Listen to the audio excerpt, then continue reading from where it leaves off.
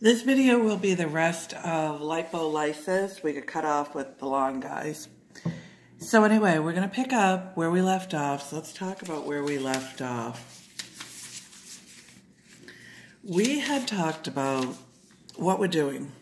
Our overall goal is we're breaking down fatty acids, breaking down triglycerides, because we're running at an overall caloric deficit.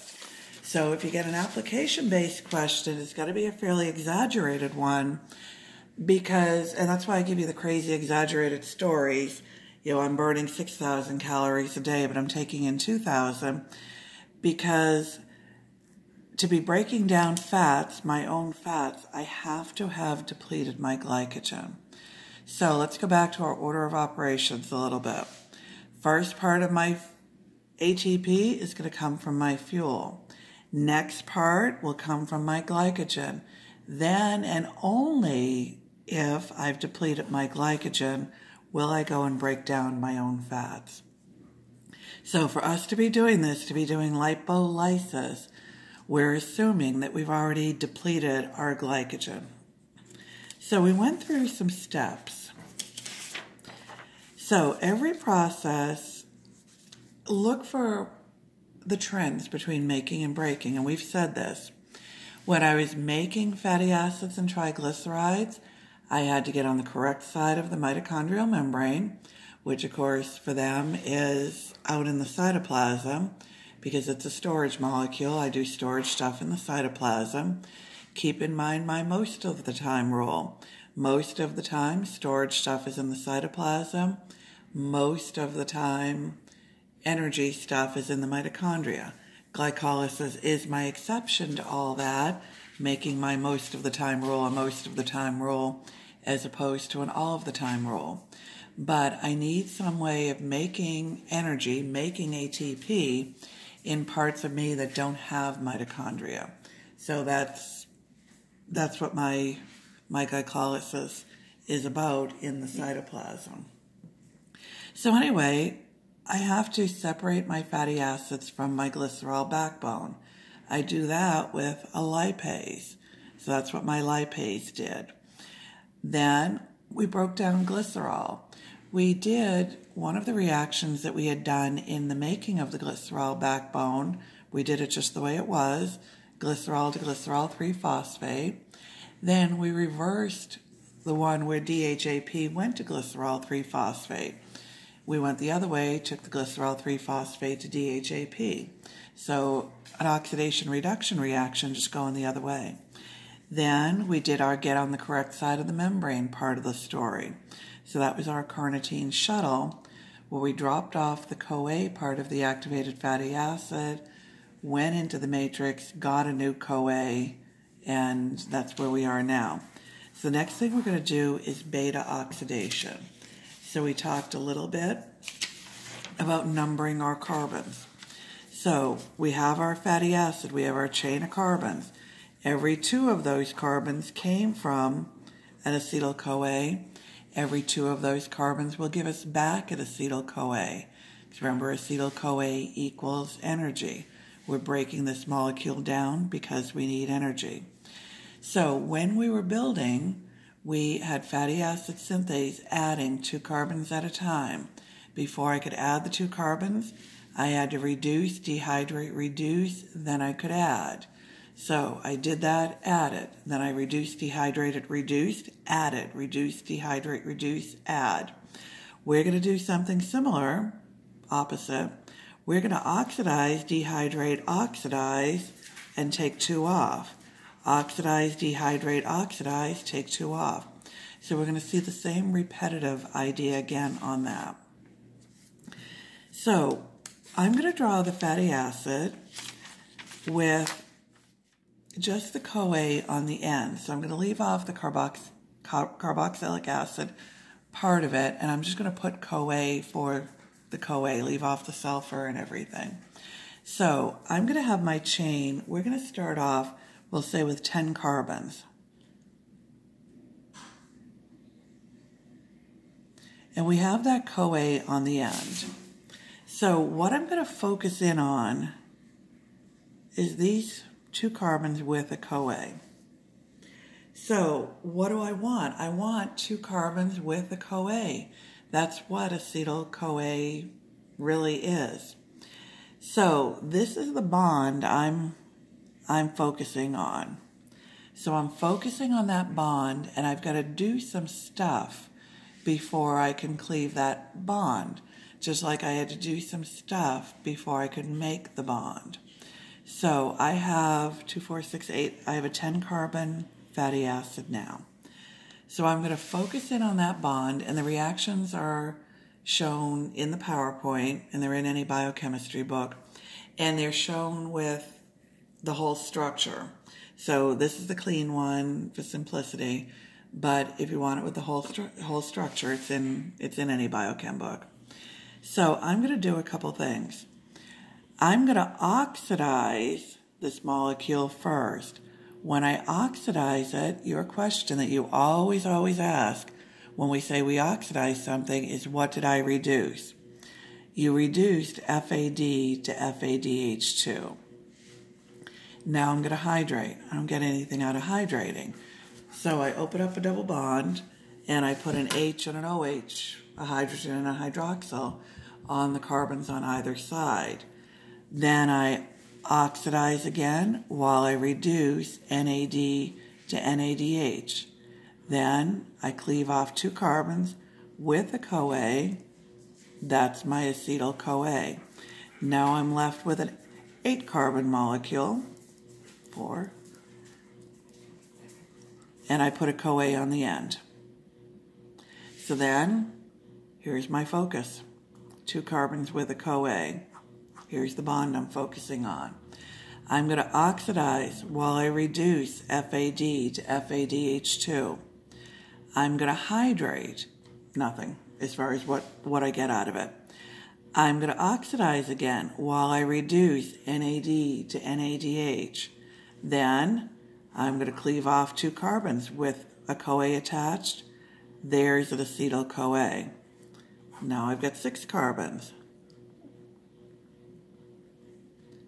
I put a CoA on the end. Focus again. 2 carbons. Here's my bond. I oxidize it while I reduce FAD to FADH2. Hydrate it. Oxidize it while I reduce NAD to NADH. Take off those 2 carbons with a CoA. There are my acetyl-CoA. Now I have 4 carbons left. Put a CoA on the end. Here's my focus. 2 carbons with a CoA on the end. I'm going to oxidize while I reduce FAD to FADH2. I'm going to hydrate. Don't get anything out of that. Oxidize while I reduce NAD to NADH. Then I'm going to cleave it. 2 carbons with a CoA are my acetyl-CoA. Now I have 2 carbons left. I put a CoA on the end. That is an acetyl-CoA. So those are my sequential steps I go through over and over and over, no matter how many carbons I have. If you look at when you look at your biochem book and read about this, this is probably the biggest diagram in the whole book, just showing line after line of the fatty acid molecule getting 2 carbons shorter each time. So let's talk about what we're getting out of that. Let's go back to my 10 carbon fatty acid, and this time I'm only going to draw the carbons.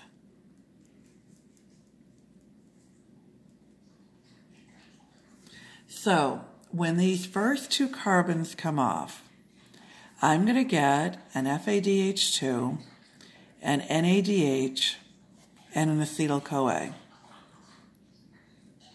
When these 2 come off, I'm going to get again FADH2, NADH, acetyl-CoA. When these 2 come off, FADH2, NADH, acetyl-CoA. These 2 come off, same thing. These 2, though, are a leftover. I just get an acetyl-CoA from there. So let's add up what I got from this 10 carbon fatty acid. So from this 10 carbon fatty acid, I got 1, 2, 3, 4, 5 acetyl-CoA. I got 1, 2, 3, 4 NADH. I got 1, 2, 3, 4 FADH2s. So let's add up how many ATP that's ultimately going to be worth. So 5 acetyl-CoAs are ultimately going to give me 60 ATP. Then 4 NADHs times 3 ATP each will be 12. 4 FADH2s times 2 ATP each will be 8. That little 10-carbon fatty acid will ultimately give me 80 ATP. So let's compare that now. Think about how many ATP one molecule of glucose gave me. One glucose is worth 38 ATP. So right at the beginning of class, I said to you, just based on your intuitive everyday knowledge, what's worth more, a fat or a carb? And I said it in a different way. I didn't say what's worth more. I said, which has more calories, a fat or a carb? We didn't get into which fat, which carb, anything. You just intuitively said fats. And in our everyday language or everyday knowledge, we know that, fats. But when you break it down, here's why. Here's a little fatty acid, only 10 carbons, giving me 80 ATP. Twice as much, over twice as much as one glucose gives me. Think about a 16 carbon, 18 carbon, and do the math on one. No one's going to ask you, how many ATP on a fatty acid.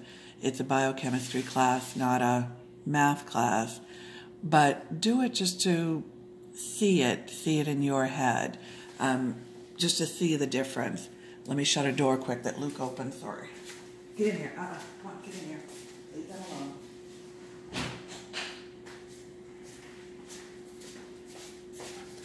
Sorry, I hate to start over for 1 second. She discovered ducks in a pond behind my house. So, anyway, do it. Pick a 16, 18 carbon or whatever. I set this one up to fit on the page. Do it. Do the math just to see it. Because calories really are just another unit for ATP. And you'll see that difference, and it makes it sit in your head better. Okay, so what kind of questions will you get asked on this? Always a good thing to know. There are always how many questions. And it's going to be how many acetyl-CoA, how many NADH, how many FADH2, or how many cleavages. And again, since it's a biochemistry class, not a math class, no one's going to ask you, well, never say never, but I'd be awfully surprised if anyone asked you how many ATP, and I won't ask you how many ATP. I want you to go through it on a 16, 18, whatever carbon, just for yourself to make it sit in your head, but I won't ask you that during a test. So the question would be something like, how many on a 16 carbon fatty acid? So if I were you, I would draw it, and even I do this every 90 days, whatever, I would still draw it if I was sitting in part 1 of the boards again. And I know I sound like a 5th grade math teacher saying, show your work, all that, but it's just so easy to make a mistake. So let's say I have 16 carbons, draw them.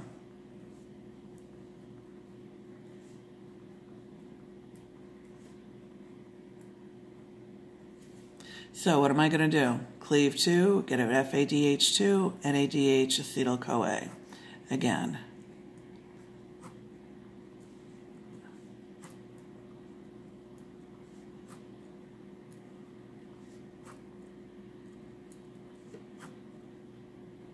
Don't forget here, I just get the acetyl-CoA. So, for this question, let's say this was your question, draw it and count it. How many acetyl-CoA do I get? 1, 2, 3, 4, 5, 6, 7, 8. How many NADHs do I get? 1, 2, 3, 4, 5, 6, 7. How many FADH2? 7. How many cleavages? Here's a cleavage. 1, 2, 3, 4, 5, 6, 7. Your distractors will be right there to let you mess up. So how many on any of these? 7 will be a distractor for the acetyl-CoA, maybe 9, maybe whatever. All your numbers are going to be close. So I really, really push you guys to draw it. If you absolutely positively refuse to draw it, answer to yourself first the how many ATP or how many acetyl-CoA question. So let's say your question is an 18 carbon fatty acid, and your question is how many NADHs do you get from that? So regardless of the fact that the question is how many NADHs, say to yourself, how many 2-carbon acetyl-CoAs do I get from this 18-carbon fatty acid? Your answer is going to be 9 acetyl-CoAs. Then your answer to everything else is 1 less. 8 NADH, 8 FADH2, 8 cleavages. Some of you guys who have the old notes from my old tutor, he has a formula in there, and it's fine, it's correct, but it also has to be written properly in terms of order of operations. So it's a little more cumbersome. If you won't draw it, and I would draw it. If I were taking part 1 of the boards right now, I'd draw it. But if you refuse to, answer the how many acetyl-CoA question first. It's 1 less of everything else. The other common question is, what do I get from the last cleavage? I get 2 acetyl-CoAs. When I'm down to 4 carbons and I want to cleave it, I get the FADH2, the NADH, and the acetyl-CoA. Then I get an acetyl-CoA with the other one. Okay, so what if you've been hanging out at Ronald McDonald's and you're getting fatty acids with an uneven number of carbons? So if I have an uneven number of carbons, I do the same thing most of the way. So let's say, I don't know, I have 9, or I got down to 9. I have 9, 1, 2, 3, 4, 5, 6, 7, 8, I need 1 more. So I got down to 9, I started out with whatever. I do the same thing, setting up for that cleavage. I oxidize while I reduce FAD to FADH2, hydrate, oxidize while I reduce NAD to NADH. I get an acetyl-CoA when I cleave. Same thing. Same thing until here. Then I'm left with that 3 carbons. I put a CoA on it. When I'm left with that 3 carbons with the CoA on it, that molecule is called propionyl-CoA. Remember your prefixes from the chemistry review. Metheth prop. Prop is 3. So that molecule is a propionyl-CoA. So when you get asked, what does that last cleavage give me? That last cleavage gives me that acetyl-CoA and a propionyl-CoA. So what do I do with a propionyl-CoA? I actually convert it to succinyl-CoA, and I put that into the Krebs cycle. Literally, energetically, succinyl-CoA is halfway through the Krebs cycle. So in the process of succinyl-CoA finishing the Krebs cycle, I make an FADH2, I make a GTP, I make another NADH. So I make stuff worth 6 ATP. So again, pick a number. Let's say pick a 17 carbon fatty acid. Do the math. How many ATP am I going to get out of that? It just solidifies it in your head, even though no one's going to ask you that. But what they will ask you is the same kind of how many question.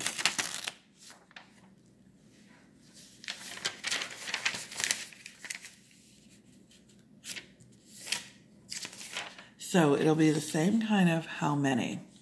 So let's say we're doing a how many question on, on a 17 or we'll do a 15, I want more room. So I have a 15 carbon fatty acid.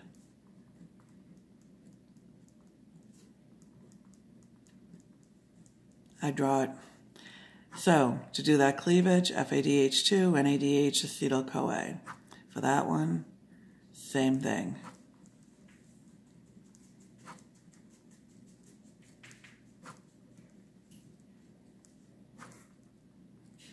but I'm not left with an acetyl-CoA, I'm left with a propionyl-CoA. So let's do the how many. How many acetyl-CoAs do I get? 1, 2, 3, 4, 5, 6. So this is my 15 carbon fatty acid.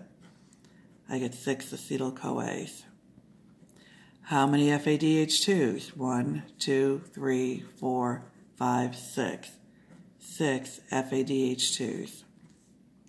How many NADHs? 1, 2, 3, 4, 5, 6 NADHs.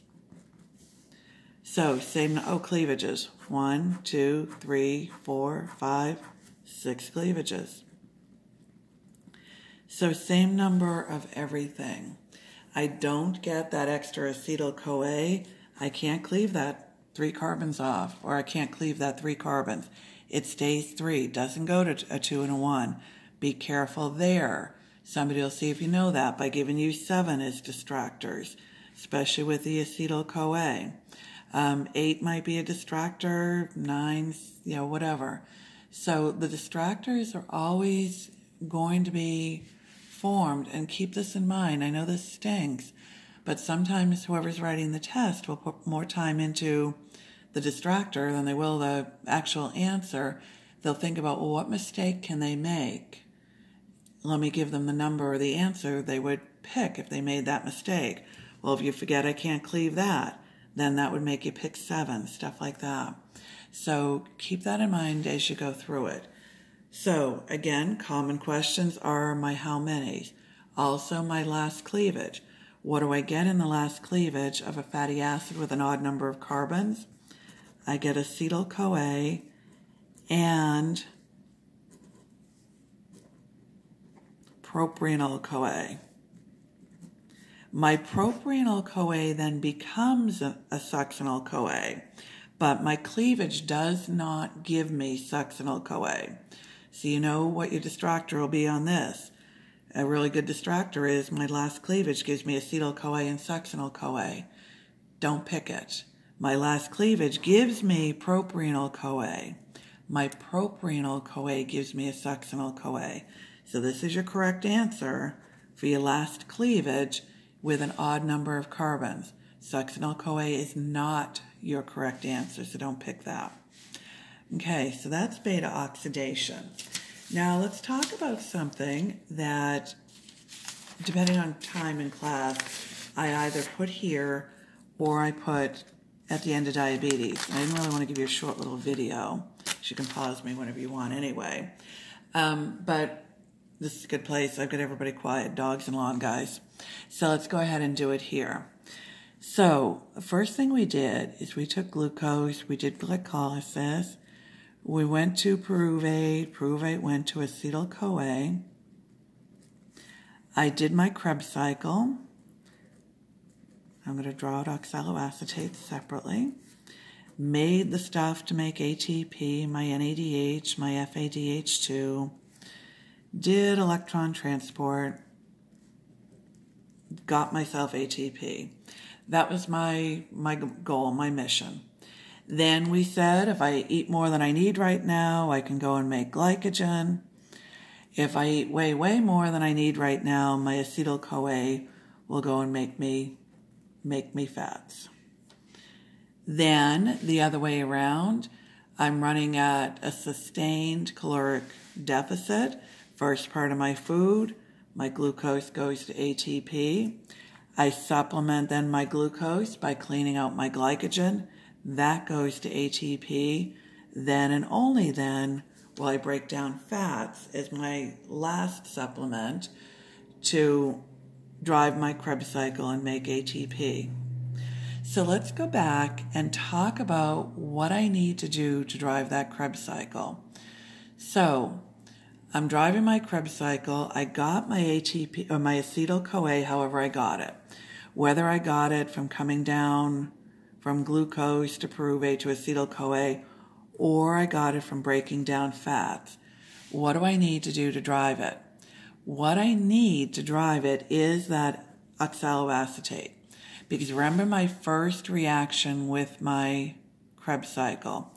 Oxaloacetate reacted with acetyl-CoA, made me my citrate. Citrate went to isocitrate, and so on. And I chugged my way around, making, I didn't make anything there, but making my NADHs, doing all my stuff, running my Krebs cycle, making my energy-making molecules to go to electron transport. So my Krebs cycle story. But what did I need to do? What was that kicker-offer of my Krebs cycle story? The kicker-offer of my Krebs cycle story was I needed that oxaloacetate to be able to react with acetyl-CoA and go. If I don't have oxaloacetate, I'm out of luck. I can't run my Krebs cycle. I can't do that first reaction where oxaloacetate reacts with acetyl-CoA. No Krebs cycle for me. No Krebs cycle for me. No electron carriers loaded up with electrons. No electron transport. No ATP.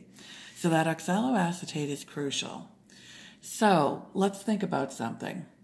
Let's say I'm a diabetic patient and I'm either not managing my diabetes or don't know I have it or whatever. So what's my insulin do? My insulin gets my glucose into my cells.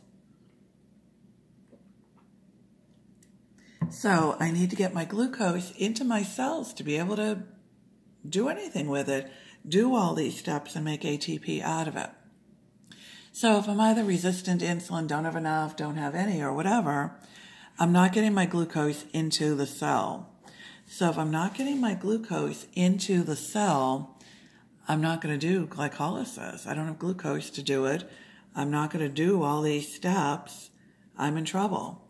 So I'm going to deplete my glycogen. That's going to be my first step. Then I'll go to my fatty acids. So my glucose is outside my cell. That's like you guys ordering a pizza and I won't let the pizza guy in the door of the classroom. You might as well not have that pizza. It's out in the hallway. It's not doing anything for you. The glucose is outside the cell. It's not doing anything for the cell. First thing the cell will do is use whatever glycogen it has. Break down whatever glycogen, use whatever glucose it gets from that, but it's going to run out of that. So it runs out of that, then it's going to start breaking down fats.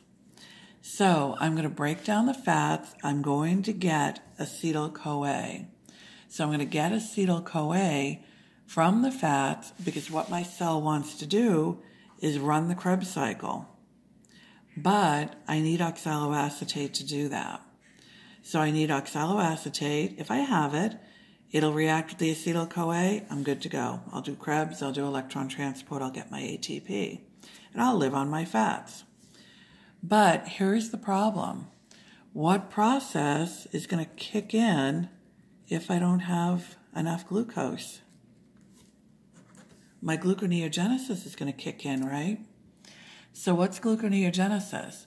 Pyruvate goes to oxaloacetate, goes to phosphoryl pyruvate, blah, blah, blah, right back to glucose. Let's back up. Pyruvate goes to what? Goes to oxaloacetate. So what's going to happen if my cell doesn't have the glucose it needs? Gluconeogenesis is going to kick in. It's going to take the oxaloacetate out of the Krebs cycle. So to take the oxaloacetate out of the Krebs cycle to supplement the glucose. So if I don't have oxaloacetate, I can't kick off the Krebs cycle. So the cell is still, excuse me, I'm sorry. I have the dog and the lawn guys under control. Now my voice is going. So the Krebs cycle is going to continue to send out the signals that are saying, I'm hungry, feed me, I need energy. That's going to make you keep breaking down fats, keep making more acetyl-CoA, trying to run the Krebs cycle. But the oxaloacetate's going to gluconeogenesis. You still can't run the Krebs cycle. You're stuck. Still send out the signals, enzymatic and hormonal. I'm hungry, I need energy. Break down more fats, make me more acetyl-CoA. I get more acetyl-CoA, still can't run, oxaloacetate still leaving. So what I do is I flood the liver with acetyl-CoA. When I do that, I make some stuff. I make acetone, I make acetoacetate, I make 3-hydroxybutyrate. And the structures are in the PowerPoint and in a book. What these are your ketones. So I make my ketones. Acetoacetate and 3-hydroxybutyrate can be converted back to fuel. Acetone's a metabolic dead end. Acetone will end up in the lungs and you exhale it. If you see the term fruity odor on the breath, think diabetes. That patient is in this loop, this vicious cycle of breaking down fats, making more and more acetyl-CoA with the Krebs cycle stuck. So acetyl-CoA is going to make ketones, as in that patient is in ketosis. The acetone is going to the lungs and they're exhaling it. In reality, the odor is not fruity at all. It's really kind of awful. But if you see the term fruity odor on the breath in the boards, particularly part 2 and 3, pick diabetes, mellitus, mellitus, tomato, whichever. And the molecule is acetone that they're exhaling. These two can become fuel again. So if I keep going and going and going doing this, I go into ketosis. If I keep going and going after that, I can go into ketoacidosis, a metabolic acidosis. So that's the example of metabolic acidosis we alluded to a little bit in quarter 1 when we were talking about diabetes being a route to a metabolic acidosis. Also, this vicious cycle is what lets me as a diabetic lose weight when I'm not managing my diabetes. When we think about diabetes, we think about gaining weight. We think about obesity because depending on which camp you're in, either obesity causes diabetes or the stuff that causes obesity also causes diabetes. And again, do your research. Which camp are you in on that? Patients are going to ask you that. So, whichever, we associate obesity with diabetes. But as you can see from this vicious cycle, I keep breaking down my own fats, keep on making that acetyl-CoA, trying to run the Krebs cycle. I can't because of the oxaloacetate leaving. That makes me keep breaking down. I make these ketone bodies, go into ketosis, can go into ketoacidosis. There's my diabetic shock and everything. So that's the diabetes story. But then let's talk about manipulating it. A really popular thing to do, and I think it's waning off a little bit, is the keto diet. So any of you guys who have done the keto diet, and I know some of you have, what you've done is you've tried to figure out how many carb grams I need. So it's kind of it's a difficult thing because we're looking at it totally quantitatively, not qualitatively, which is another whole issue with the difference between doing keto correctly and doing keto incorrectly.